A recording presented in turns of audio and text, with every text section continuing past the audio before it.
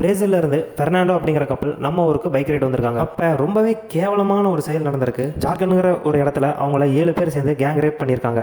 நம்ம ஊருக்கு நம்மளை நம்பி சுற்றி பார்க்க வந்திருக்காங்க. அவங்கக்கிட்ட எப்போ இவ்வளோ கேவலமாக நடந்துக்க முடியுது உங்களால்? இதில் கொடுமை என்னென்னா, அந்த பொண்ணே இதை பற்றி வீடியோவில் சொல்லியிருக்காங்க. அதுக்கப்புறம் தான் இந்த வீடியோ சோஷியல் மீடியாவில் ஸ்ப்ரெட் ஆகிட்டு இருக்கு. இதில் நல்ல விஷயம் என்னென்னா, நம்ம இந்தியன் போலீஸ் அதில் 5 பேர்த்தை அரெஸ்ட் பண்ணிட்டாங்க.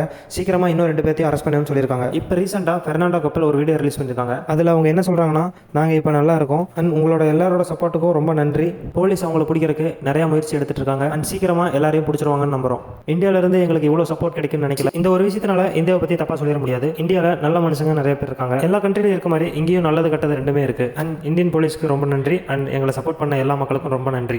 இப்படி அந்த வீடியோவில் சொல்லியிருக்காங்க. அதுக்கப்புறம் இந்தியாவில் மட்டும் இல்லை, வேர்ல்டு ஃபுல்லாக அவங்களுக்கு ரொம்பவே சப்போர்ட் அதிகமாயிருச்சு. இந்த ப்ராப்ளம்க்கு முன்னாடி அவங்களுக்கு 194K ஃபாலோவர்ஸ் தான் இருந்தாங்க. பட் இப்போ வித்தின் 10 டேஸில் 723K ஃபாலோவர்ஸ் இருக்காங்க. அது மட்டும் இல்லைங்க, அவங்க கடைசியாக போட்ட போஸ்ட்டோட கமெண்ட்ஸ் ஓப்பன் பண்ணி பார்த்தேன்.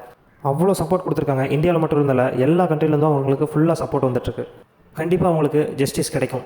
அதுக்கு நம்ம என்ன பண்ணணும்னா, அவங்களுக்கு ஜஸ்டிஸ் கிடைக்கிற வரைக்கும் இந்த வீடியோவை முடிஞ்ச அளவுக்கு எல்லாருக்கும் ஷேர் பண்ணுங்கள். தேங்க்ஸ்.